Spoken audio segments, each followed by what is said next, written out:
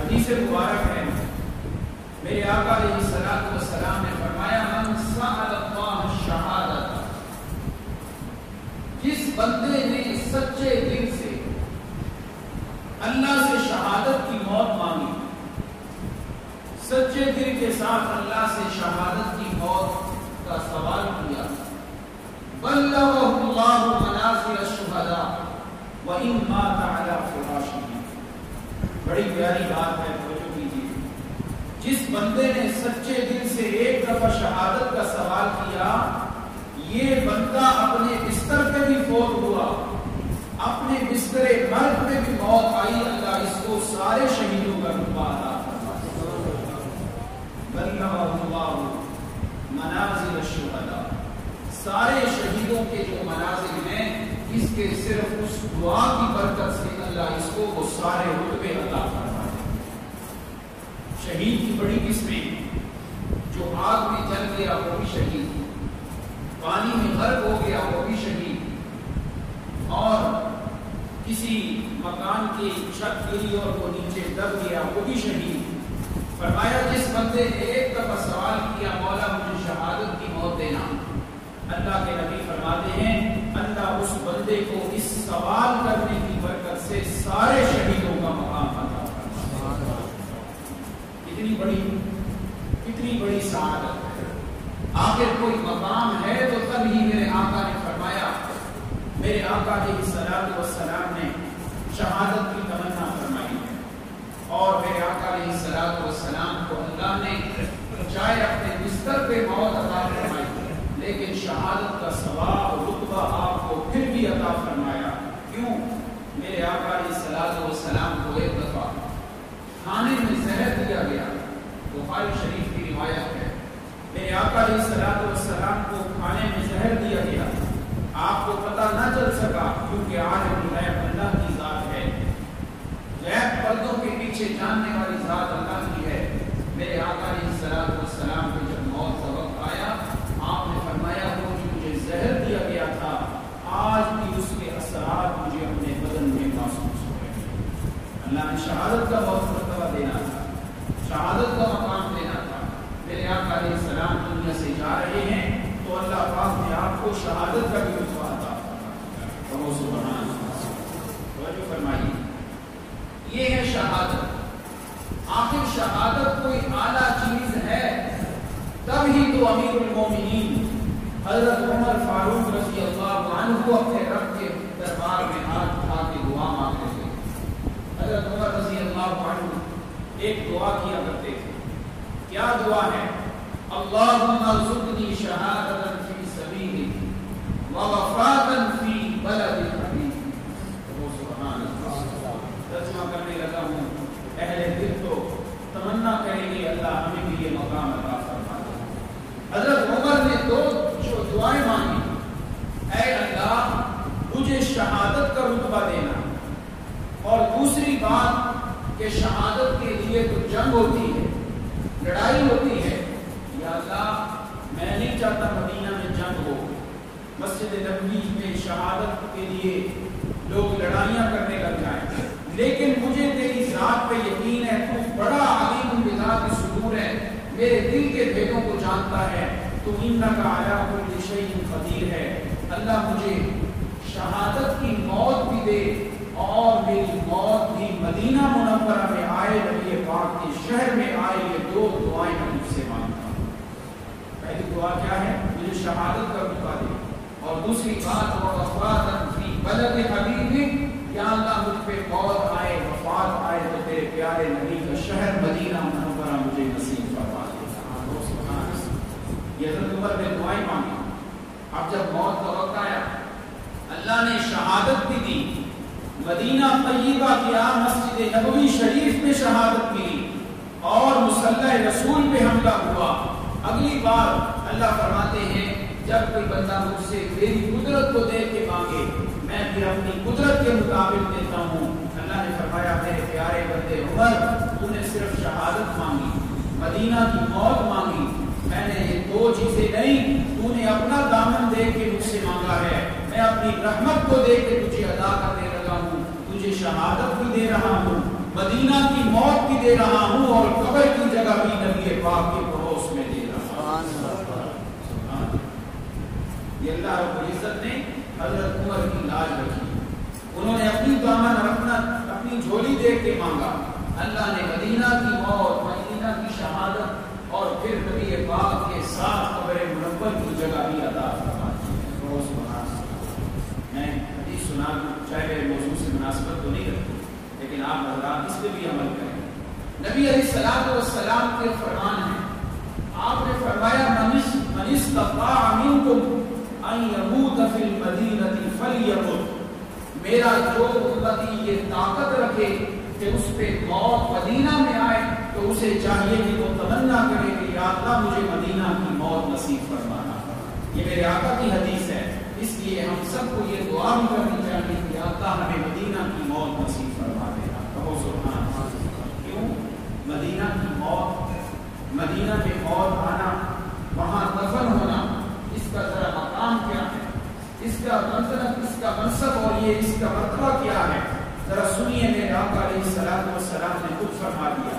اب ذرا پہلے اس بات کو سمجھ لیں، جس بندے میں یہ طاقت ہو کہ مجھے مدینہ میں موت آئے، اسے کوشش کرنی چاہیے کہ میری آخری زندگی مدینہ میں گزرے اور مجھ پہ موت بھی کہاں آئے، مدینہ میں۔ حضرت امام مالک رحمۃ اللہ علیہ، آپ جانتے ہیں کون تھے امام مالک؟ 4 بڑے اماموں میں سے ایک بڑے امام ہیں، موطا امام مالک، ان کی حدیث کی کتاب ہے۔ امام مالک رحمہ اللہ نے زندگی میں صرف ایک حج کیا ہے، زندگی میں مدینہ سے باہر کبھی نہیں نکلے۔ کیوں؟ اس لیے کہ کہیں مجھے مدینہ سے باہر موت نہ آ جائے۔ اللہ نے مدینہ کی موت کی اور آج جنت البقیع میں ان کی قبر ہے، وہیں پہ وہ آرام فرما رہے ہیں۔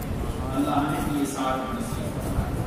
مڑیالہ والوں، خوش قسمتی ہو تو پھر انسان کو فخر سے بتانا چاہیے، میرے استاد محترم الشیخ قاری عبداللہ صاحب ملتان کے علاقے کے ہیں، 50 سال ہو گئے ہیں مدینہ منورہ میں مقیم، 50 سالوں میں صرف ایک دفعہ پاکستان آئے ہیں، وہ بھی کسی ضروری کام کے لیے۔ مدینہ منورہ سے پاکستان میں 50 سالوں میں ایک دفعہ آئے ہیں، ہر سال ان کو ٹکٹ ملتا ہے۔ میں نے 2 دفعہ پورا اللہ کا قرآن 18 نمبر کے باب بدر مدینہ منورہ میں بیٹھ کے ان کو پورا قرآن سنایا ہے۔ ان کی اللہ نے کچھ خدمت کا موقع بھی دیا، میں ان کو ویل چیئر میں ان کے گھر لے جایا کرتا تھا رمضان کی راتوں میں، اور ویسے بھی اللہ نے اس راجی کے ساتھ سفر بھی نصیب فرمائے ہوئے تھے۔ وہ ہر سال انہیں ٹکٹ ملتا ہے ادارے کی طرف سے، مگر وہ مدینہ سے باہر نہیں نکلتے، سعودیہ سے باہر نہیں نکلتے۔ کیوں؟ مجھے کہیں مدینہ کے باہر موت نہ آ جائے، اللہ مدینہ کی موت مجھے نصیب فرمائے۔ یہ ہے مدینہ کی موت۔ اہل عشق ویسے کیا کرتے، کیا وہ جی نہیں چاہتا جہاں میں نے پڑھا ہے، جہاں بچپن گزارا، وہاں جا کے اپنے گھر کا در و دیوار دیکھوں، مگر 50 سال ہو گئے ہیں ان کے ساتھ اور ان کے دیگر رفقا، کسی کو 30 سال، کسی کو 27 سال پاکستان کا چہرہ نہیں دیکھا، کہیں مدینہ کی موت سے ہمیں اللہ محروم نہ فرما دے۔ دعا کریں اللہ کی یہ خواہشیں پوری فرمائے اور اللہ ہمیں بھی یہ خواہش کرنے کی توفیق عطا فرمائے۔ مدینہ کی موت کی فضیلت کیا ہے؟ میرے آقا علیہ الصلوۃ والسلام نے فرمایا، قال النبی صلی اللہ علیہ وسلم من دفن فی المدینہ فہو من جواری۔ میرے آقا علیہ الصلوۃ والسلام کا ارشاد کیسا پیارا، آپ نے فرمایا جس میرے امتی کو مدینہ میں موت آ گئی، صرف جنت البقیع نہیں، پورے مدینہ منورہ میں کسی بھی قبرستان میں اسے دفن کر دیا گیا، کسی بھی قبرستان میں اسے قبر کی جگہ نصیب ہو گئی، قیامت کے دن جب اسے آواز دی جائے گی، یہ نہیں کہا جائے گا یہ پاکستان کا رہنے والا ہے، یہ انڈیا کا رہنے والا ہے، یہ امریکہ کا رہنے والا ہے، نہیں، میرے آقا فرماتے ہیں من دفن فی المدینہ فہو من جواری، جسے مدینہ میں قبر کی جگہ مل گئی، قیامت کے دن جب آواز دی جائے گی تو کہا جائے گا یہ محمد رسول اللہ کا پڑوسی آ رہا ہے، قیامت کے دن میرا پڑوسی بنا کے اٹھایا ہے۔ اللہ رب العزت ہمیں بھی یہ سنائے ہیں شہادت میں، تاکہ ہمارے دل میں شہادت کا شوق پیدا ہو۔ اب آئیے جو میں موضوع بیان کرنا چاہتا ہوں، یہ شوال کا مہینہ ہے۔ آج 16 یا 17 شوال ہے۔ 3 ہجری شوال کا مہینہ تھا، غزوہ احد کا معرکہ پیش آیا۔ کون سی ہجری تھی؟ 3 ہجری۔ مہینہ کون سا تھا؟ شوال۔ تاریخ میں اختلاف ہے، بعض علماء کہتے ہیں 7، بعض 17، بعض 9، بعض 10، علی اختلاف الاقوال۔ بس اتنی بات ذہن میں رکھیں کہ 3 ہجری اور شوال کا مہینہ کون سی جنگ ہوئی تھی؟ اونچی آواز سے بولو، اونچی آواز سے بولو، اونچی آواز سے بولیں طالب علم۔ سن 2 ہجری میں کون سی جنگ ہوئی تھی؟ غزوہ بدر۔ اور 3 ہجری میں کیا ہوئی تھی؟ غزوہ احد۔ باتیں یاد رکھا گیا، سبحان اللہ، توجہ کیجیے۔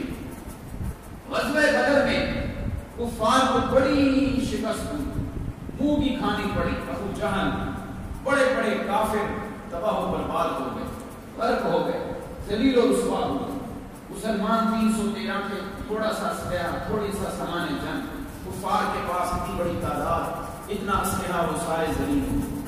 پورا سال وہ اپنے دل میں یہ غصہ لیے پھرتے رہے کہ ہم نے مسلمانوں کو کسی طریقے سے شکست دے دی، ان سے بدلہ لینا۔ چنانچہ پورا سال وہ اس غصے کے اندر ان کے دل میں انتقام کی آگ بھڑکتی رہی۔ پورا دن سال پورا ہوا، مکہ المکرمہ میں کفار قریش نے تیاری کر۔ آپ کے چچا حضرت عباس مسلمان ہو چکے تھے، لیکن ابھی مدینہ میں نہیں آئے تھے، مکہ میں مقیم تھے۔ انہوں نے فوراً ایک تیز رفتار قاصد کو بھیجا کہ جاؤ نبی پاک کو بتاؤ کہ تیار ہو جاؤ، کفار اپنا پرانا بدلہ لینے کے لیے مدینہ پہ حملہ کرنے لگے۔ حضرت عباس نے پیغام کیوں بھیجا تھا؟ ان کا عقیدہ تھا نا کہ پردوں کے پیچھے جاننے والا صرف کون ہے؟ میرے بھتیجے، میرے نبی، اللہ کے نبی صلی اللہ علیہ وسلم بھی غیب دان نہیں ہے، عالم الغیب صرف کون ہے؟ اللہ۔ چنانچہ ایک قاصد آیا، آ کے بتایا نبی علیہ السلام کو، یا رسول اللہ تیاری کر لیں، کفار آ رہے ہیں۔ میرے آقا علیہ السلام نے 2 آدمی بھیجے، جاؤ مدینہ کے باہر دیکھ کے آؤ، کفار پہنچ گئے ہیں۔ یہاں سے بھی کیا سمجھ میں آیا؟ میرے آقا بتانا چاہتے ہیں پردوں کے پیچھے میں نہیں جانتا، جاننے والا کون ہے؟ صحابہ کے، یا رسول اللہ کفار تو مدینہ کے قریب پہنچ گئے ہیں۔ آپ نے صحابہ کی ڈیوٹی لگا دی کہ مدینہ کے چاروں طرف پہرے کے لیے بیٹھ جاؤ، رات گزار دیں، صبح ہی مشورہ کر کے ہم بھی جہاد کے لیے نکلتے ہیں۔ چنانچہ فجر کی نماز ہوئی، میرے آقا علیہ السلام گھر سے تشریف لائے۔ توجہ کیجیے گا، بڑا پیارا واقعہ اور بڑی جلدی سے سنانا چاہتا ہوں۔ میرے آقا مسجد نبی میں تشریف لائے، آپ نے زرہ پہنی ہوئی، اسلحہ سے لیس ہے، اور آپ نے حدیث مبارک ارشاد فرمائی، آپ نے فرمایا کسی نبی کو یہ اجازت نہیں کہ وہ سامان جہاد پہن لے، اور جب تک جنگ نہ ہو تو وہ اپنے اسلحہ کو اتار نہیں سکتا۔ ہم یہ جہاد کا سامان اس وقت اتاریں گے جب ہم کیا کریں گے؟ جہاد کریں گے۔ آپ نے صحابہ سے مشورہ لیا کیا کرنا چاہیے۔ 3 صحابی ایسے تھے جو غزوہ بدر میں 1 سال پہلے نہ جا سکے، حضرت کعب بن مالک، مرارہ بن ربیع، ہلال بن امیہ۔ یہ 3 صحابی سب سے پہلے کھڑے ہوئے، یا رسول اللہ ہم سب سے پہلے تیار ہیں، جہاد ضرور کرنا ہے، ہم مسلمانوں کی طرف سے آپ کے ساتھ وعدہ کرتے ہیں کہ انشاءاللہ ہم جہاد کریں گے۔ صحابہ بھی تیار ہو گئے۔ سنیے گا، 1000 صحابہ میدان احد کی طرف روانہ ہونے کے لیے تیار، جن میں بچے بھی ہیں۔ میرے آقا علیہ السلام کے ساتھ چل پڑے، اور ادھر سے کفار 3000 کا لشکر لے کر 200 گھوڑے، 700 زریں، 100 اونٹ لے کر مکہ سے وہ جہاد کے لیے آئے، جنگ کرنے کے لیے آئے۔ مسلمانوں کے پاس کتنی تعداد ہے؟ 1000۔ وہ کتنے ہیں؟ 3000۔ ان کے پاس 200 گھوڑے، 700 زریں اور 100 اونٹ اور اسلحہ کے ساتھ لدے ہوئے آگے۔ میرے آقا علیہ السلام مدینہ سے چل پڑے۔ اللہ تعالیٰ آپ کو بھی یہ سعادت نصیب فرمائے۔ مسجد نبوی شریف کا جو 18 نمبر کا گیٹ ہے، یہاں سے نکلیں، پیدل چلتے جائیں، آگے ایک محلہ آتا ہے داودیہ، اس سے آگے نکلیں، ایک چھوٹی سی مسجد آتی ہے، اسے کہتے ہیں مسجد شیخین۔ میں نے کئی بار اس کی زیارت کی ہے۔ اس مسجد کے بالکل پڑوس میں میرے استادوں کا گھر، میں عشاء کے بعد ان کے گھر پڑھنے کے لیے جایا کرتا تھا۔ اس مسجد کے پاس سے گزر گئے، وہاں ایک بوڑھا اور بوڑھی یہودی تھے، وہ رہتے تھے، بعد میں مسلمان ہو گئے۔ میرے آقا احد کی طرف جاتے ہوئے وہاں پہ پڑاؤ ڈالا، آرام کیا، اس مسجد کا نام ہی شیخین پڑ گیا۔ میرے آقا علیہ السلام جب وہاں پڑاؤ ڈالا. آپ کی عادت تھی جب جنگ پہ جاتے مدینہ سے تھوڑا باہر نکل کے رکتے, وہاں تشکیل دیتے, آگے کون ہوگا پیچھے کون ہوگا. آپ نے فرمایا کتنے دنوں 1000 صحابہ میں بچوں کو ساتھ میں لے کے جانا. ایک بچہ حضرت رافع بن خدیج رضی اللہ عنہ کھڑے ہوئے, یا رسول اللہ میں نے ضرور جانا ہے. آپ نے کہا بیٹا ہے, بچہ ہے, 15 سال کا نہیں جانا. حضرت رافع کے دل میں شہادت کا شوق اتنا تھا, اپنے پنجوں پہ کھڑے ہو کے یوں اوپر ہوئے, یا رسول اللہ میرا تو قد اتنا اونچا ہے. آپ نے فرمایا ٹھیک ہے چل تو تیار ہو گیا. ان کے دوست حضرت سمرہ بن جندب, آپ نے فرمایا ان کو نکال دو, آپ واپس چلے جاؤ. انہوں نے کہا یا رسول اللہ اگر رافع کو لیا ہے نا جنگ کے لیے, میری اور رافع کی لڑائی کروائیں, میں ان سے زیادہ طاقتور ہوں, مجھے بھی لے کر جائیں. دونوں کا مقابلہ ہوا. حضرت سمرہ نے رافع کو نیچے گرایا. آپ نے فرمایا چلو اس بیٹے کو بھی جہاد کے لیے ساتھ لے جاؤ. چل پڑے, آگے چلے. عبداللہ بن ابی منافق اپنے 300 دوستوں کے ساتھ وہ بھی اس جنگ میں جا رہا تھا. اس نے یو ٹرن لیا. کیا لیا؟ میں یہ لفظ کیوں بول رہا ہوں, سمجھنے والے نہیں سمجھ جائیں گے. اشعار کے پردے میں ہم جن سے مخاطب ہیں وہ سمجھ جائیں گے کہ کیوں نام دیا جائے. اس نے یو ٹرن لیا. ریاست مدینہ کا نام لینے والوں, یو ٹرن ریاست مدینہ میں ایک ہی منافق نے لیا تھا. ذرا خیال سے کہیں تمہارے یو ٹرن بھی وہ منافق والے تھے تو نہیں ہو رہے. عبداللہ بن ابی منافق نے وہاں سے واپسی کا ارادہ کیا. 300 اپنے منافقوں کو ساتھ لے کے مدینہ میں آ گیا. آپ پیچھے کتنے باقی رہ گئے؟ روزے کتنے ہیں؟ 3000. میرے آقا میدان احد میں پہنچے. جو حضرات عمرہ کر کے آئے ہیں اپنے آنکھوں کے سامنے ذرا احد کا میدان لے کے آئیے گا. احد کا پہاڑ اس طرف, اب درمیان میں بہت بڑی مسجد ہے, اور اس کے دائیں جانب آپ سوچیں ذرا ایک بہت بڑی شیشے کی باڑ لگی ہوئی ہے, اور اس میں شہداء احد کی قبریں ہیں, اور ان قبروں کے پیچھے ایک چھوٹی سی پہاڑی ہے جسے جبل رومات کہتے ہیں. کئی دفعہ وہاں بیٹھنے کی سعادت ہوئی, اللہ ہم سب کو بار بار نصیب فرمائے. سنیے گا, میرے آقا احد کے میدان میں پہنچے. نبی علیہ السلام نے صحابہ کی 2 جماعتیں بنا دی. 50 آدمیوں کو فرمایا جو مرضی ہو جائے, جب تک میں تمہیں حکم نہ کروں تم نے اس پہاڑی سے نیچے نہیں اترنا. پہاڑی پہ کھڑا کر دیا. ان کا امیر بنا دیا حضرت عبداللہ بن جبیر رضی اللہ عنہ. وہ کھڑے ہو گئے پہرے کے لیے. جبل رومات اسے کہا جاتا ہے, چھوٹی سی پہاڑی آج بھی موجود ہے. ثم انزل علیکم من بعد الغم, یہ آیت اسی تناظر میں نازل ہوئی. وہ کھڑے ہو گئے. باقی صحابہ کو میرے آقا نے ان کی پشت کے پیچھے احد پہاڑ ہے. ذرا منظر اپنے سامنے کریں اپنی آنکھوں کے. یہ مسجد نبوی ہے اور سامنے احد پہاڑ ہے, باب ملک فہد کے سامنے. قبلے کی طرف ہمارا منہ ہو تو احد پہاڑ کس طرف ہوگا؟ پیٹھ کے پیچھے. صحابہ کو یوں کھڑا کر دیا. لڑائی شروع ہو گئی. مسلمانوں نے حملہ کیا. ایسی گھمسان کی لڑائی ہوئی, کفار بھاگ گئے. حضرت خالد بن ولید رضی اللہ عنہ وہ مسلمان نہیں ہوئے تھے, کفار کی طرف سے وہ لڑ رہے تھے. سارے کافر بھاگ گئے. مسلمانوں نے یہ سمجھا کہ اللہ نے فتح دے دی ہے, بس کافر بھاگ گئے ہیں, جنگ ختم ہو گئی. میرے آقا علیہ الصلوۃ والسلام یہ منظر دیکھ رہے تھے. صحابہ کرام جلدی سے غنیمتیں اکٹھی کرنے میں لگ گئے. وہ جو 50 صحابہ کو کھڑا کیا تھا انہوں نے غلط فہمی ہو گئی. غلط فہمی کے طور پہ انہوں نے کہا اب جنگ ختم ہو گئی ہے, اب یہاں کھڑے ہونے کا فائدہ نہیں. وہ بھی نیچے اترے اور سامان جہاد مال غنیمت تلاش کرنا شروع کر دیا. حضرت عبداللہ بن جبیر نے منتیں کی, آوازیں دی. نبی پاک نے منع کیا تھا نہیں جانا نہیں جانا, مگر انہیں اپنی طرح غلط فہمی ہو گئی کہ اب جنگ کرنے کا موقع نہیں رہا, ختم ہو گئی ہے جنگ. چنانچہ مال غنیمت اکٹھا کریں. ادھر حضرت خالد بن ولید نے جب موقع تلاش کیا کہ اب بہت بڑا موقع ہے مسلمانوں پہ حملہ کرنے کا, خالد بن ولید رضی اللہ عنہ پیچھے سے آئے اور انہوں نے مسلمانوں پہ ایسا حملہ کیا کہ مسلمان اور کافروں کی آپس میں یوں صفیں مل گئی. اب مسلمانوں کے ہاتھوں سے ہی مسلمان شہید ہونا شروع ہو گئے. اللہ سمجھانا چاہتے تھے کہ اختیار کس کا چلتا ہے؟ اللہ. سنیے گا, بڑا دردناک قصہ ہے. جب میدان احد میں یہ منظر پیش ہوا, حضرت مصعب بن عمیر رضی اللہ عنہ بہت بڑے صحابی, وہ شہید ہو. ان کی شکل مبارک ملتی تھی نبی پاک کے ساتھ. شیطان نے کسی کافر نے آواز بلند کر دی کہ محمد عربی شہید ہو گئے. انہوں نے لفظ بولا قتل, کہ قتل کر دیے گئے. اب صحابہ کرام پریشان, صحابہ کے پاؤں لٹکانے لگ گئے. لیکن کچھ صحابہ کا دل ابھی بھی مضبوط, وہ اسی طرح برابر جنگ کرتے رہے. اور حضرت کعب بن مالک رضی اللہ عنہ نے دیکھا کہ نبی پاک کو تلاش کرے کہ واقعتاً بات ایسے ہی ہے. جب دیکھا میرے آقا علیہ السلام صحیح سالم تشریف فرما ہے، انہوں نے اعلان کیا اے احد والو پریشان نہ ہو، محمد عربی خیر و عافیت کے ساتھ. صحابہ کے دل میں شوق ہوا کہ جنگ ہو رہی ہے، ٹھیک ہے، ہم جا کے پہلے دیکھتے ہیں نبی پاک کو تو کچھ نہیں ہوا. سارے صحابہ ادھر دوڑنا شروع ہو گئے. میرے آقا علیہ السلام پہاڑی کے ساتھ تشریف فرما ہے. جب صحابہ جمع ہو رہے تھے، کفار نے دیکھا کہ اب بڑا موقع ہے، یہاں تیروں کی بارش کریں تاکہ اسی مجمع کے اندر صحابہ بھی شہید ہو جائیں اور ان کے نبی بھی شہید ہو جائیں. چنانچہ تیروں کی بارش میں صحابہ زخمی ہو رہے ہیں. ہر صحابی کہتا ہے میری جان چلی جائے مگر میرے آقا کو کچھ بھی نہیں ہونا چاہیے.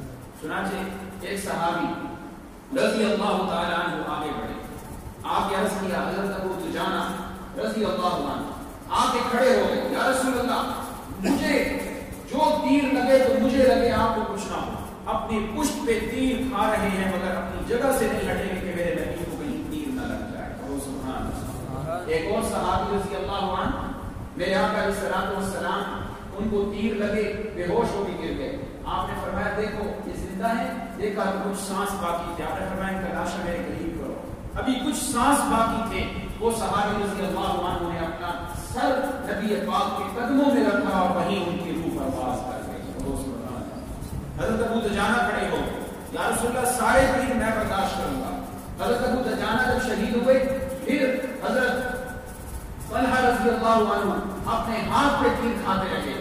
اور یقین کرنا جب اس جنگ کو ختم ہو کر صحابہ نے دیکھا کہ ابو طلحہ کہاں ہیں تو ان کے بدن پہ 70 سے زیادہ زخم دیکھے صحابہ.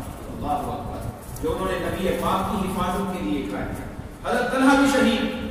حضرت ابو طلحہ رضی اللہ عنہ وہ کھڑے ہو گئے چھڑی لے کر نبی پاک علیہ السلام کے آگے، یا رسول اللہ میں آپ کی حفاظت کروں گا.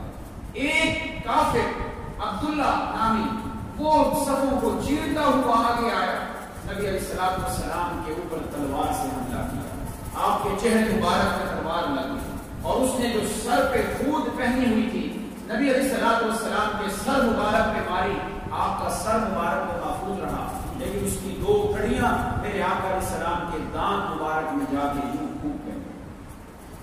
صدیق اکبر آگے ہوئے، اس کو نکالتے ہیں. حضرت ابو عبیدہ بن جراح رضی اللہ عنہ نے عرض کیا، قسم دی کہ یہ خدمت میں کروں گا. حضرت ابو عبیدہ نے اپنے دانت ڈالے اس خون کو نکالنے کے لیے. وہ اتنی زور سے میرے آقا کے دانت مبارک میں جا کے گھس گئی کہ حضرت ابو عبیدہ کا دانت ٹوٹ گیا. حضرت صدیق اکبر نے دوسری نکالنے کی کوشش کی. ابو عبیدہ نے کہا یہ خدمت بھی میں کروں گا. نبی علیہ السلام کی خدمت کے لیے ابو عبیدہ نے اپنا خون مبارک ڈال کے اسے بھی نکالنے کی کوشش کی. دوسرا دانت بھی شہید ہو گیا. میرے آقا علیہ السلام کے دانت شہید ہوئے، خون نکل رہا ہے. حضرت علی رضی اللہ تعالیٰ عنہ نے آپ کے دانتوں پہ مرہم لگانے کی کوشش کی، خون بند ہی نہیں ہو رہا. میرے آقا علیہ السلام زخموں سے چور ہو کے ایک گڑھے کے اندر گر گئے. حضرت علی نے باہر نکالا. آپ کی بیٹی فاطمہ کو پتا چلا، وہ تشریف لائی. ایک ٹاٹ کی گوری پڑی ہوئی تھی، اسے آگ جلا کے اس کی راکھ کو میرے آقا کے دانتوں پہ لگایا تاکہ خون بند ہو جائے. نبی علیہ السلام کپڑے سے اپنا خون صاف کر رہے ہیں، بار بار خون صاف کر رہے ہیں. صحابی نے عرض کیا رسول اللہ گرنے دے زمین پہ. آپ نے فرمایا تمہیں کیا پتا ہے، میرا ایک خون کا قطرہ بھی زمین پہ گر گیا اللہ نے سب کو تباہ و برباد کر دینا. اتنا مہربان نبی جو اس وقت میں بھی ہمارے اوپر رحم کھا رہا ہے، کہیں اللہ کے بندوں پہ عذاب نہ آ جائے. جب اتنا کچھ ہوا صحابی فرماتے ہیں ہم نے نبی علیہ السلام کی زبان اطہر سے ایک جملہ نکلتا ہوا سنا. وہ کیا جملہ ہے سنیے گا. اتنے صحابہ شہید ہو گئے، اتنا ظلم ہو رہا ہے، اس وقت تو انسان کے منہ سے بددعائیں نکلتی ہیں. میرے آقا علیہ السلام کیا فرماتے ہیں؟ قال النبی صلی اللہ علیہ وسلم اللہم اغفر لأمتی اللہم اغفر لقومی فإنہم لا یعلمون. اے میرے پروردگار، یہ کافر مکہ سے چل کے آئے ہیں، ان کا ایک ہی ٹارگٹ ہے کہ مسلمانوں کے نبی کو شہید کر دے. میری شہادت کی وجہ سے میرے اتنے جلیل القدر صحابہ شہید ہو رہی ہیں، میرے دانت زخمی ہو گئے، میری بیٹی فاطمہ کتنی پریشان. اے میرے پروردگار، اس مشکل کی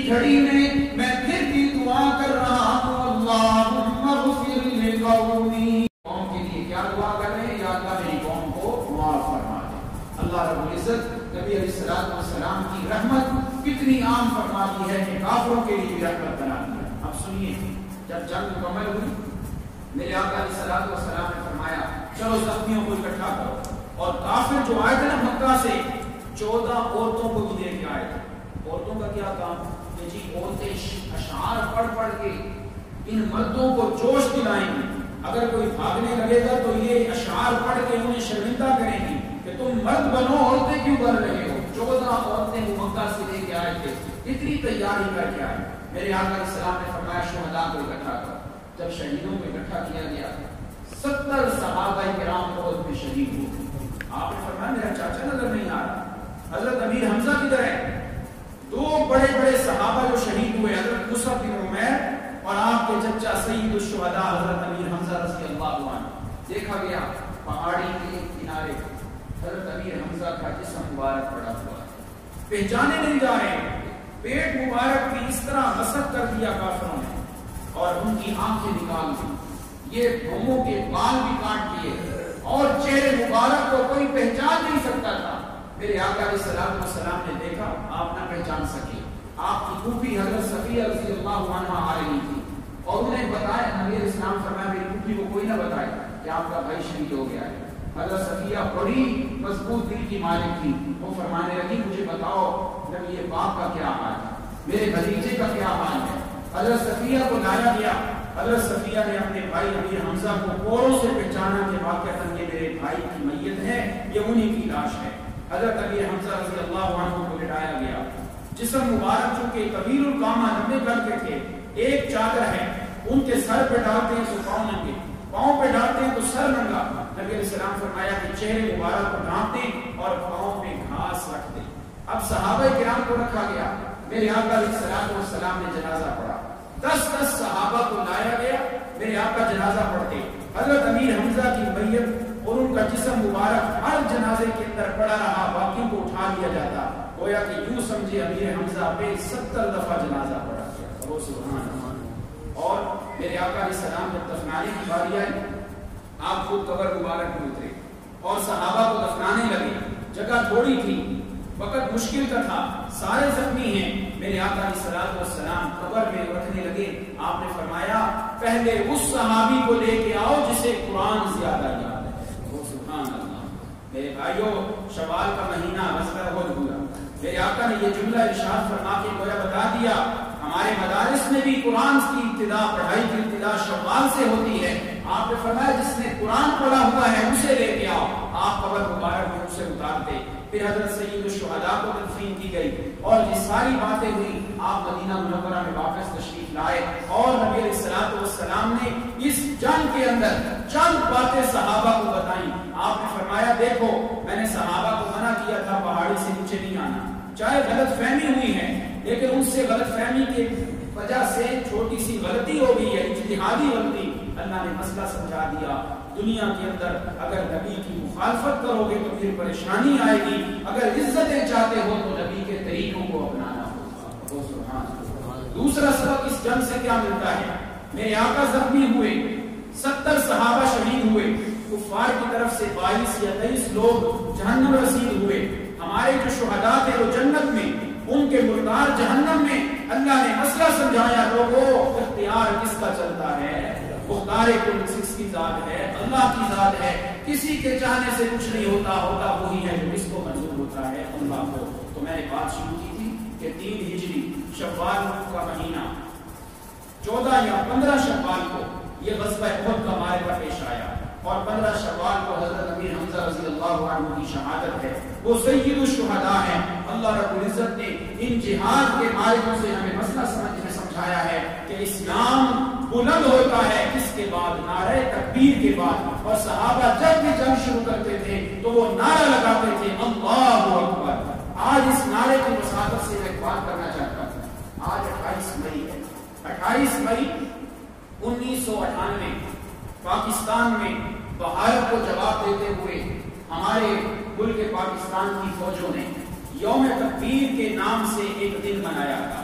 صوبہ بلوچستان کے ضلع چاغی کے اندر ایٹمی دھماکے کیے تھے، انڈیا کی آنکھ میں آنکھ ڈال کے بات کی تھی ہمارے محسن پاکستان ڈاکٹر عبدالقدیر خان نے، جو میزائل تیار کیے اور اس کا کامیاب تجربہ کیا گیا تھا 28 مئی 1998 کو چاغی کے علاقے کے اندر، اور انڈیا کو بتایا تھا کہ مسلمان اپنے پاؤں پہ کھڑے ہیں، ہمارے ساتھ اگر مقابلہ کرنا ہے تو ہم بھی انشاءاللہ تیار ہیں۔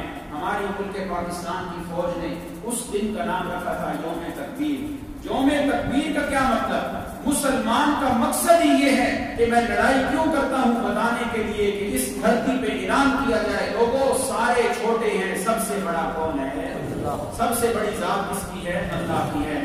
آج اس کا تصادم سے ہم اس مجمع میں دعا کرتے ہیں ہمارے ملک پاکستان جو کلمہ طیبہ کے نام پہ حاصل کیا گیا، اس کی حفاظت کے لیے جنہوں نے وہ ایٹمی دھماکے کیے اور یہ کامیاب تجربہ کیا، ان سارے محنت کرنے والوں کو اللہ جزائے خیر عطا فرمائے۔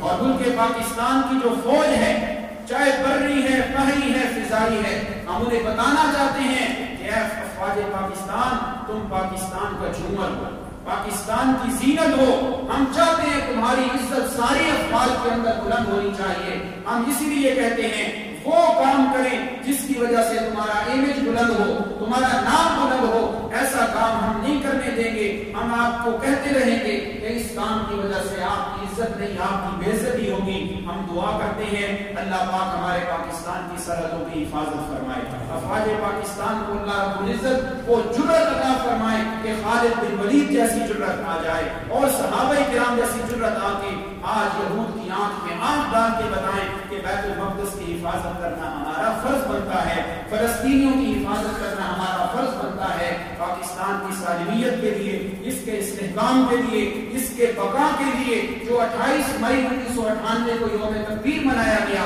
آج وہی تاریخ ہے، جمعۃ المبارک کا دن ہے۔ ہم دعا کرتے ہیں یا اللہ پاکستان کی حفاظت فرما، اسے اچھے حکمران عطا فرما، منافقین سے، شریروں کے شر سے اللہ اس ملک پاکستان کی حفاظت فرمائے۔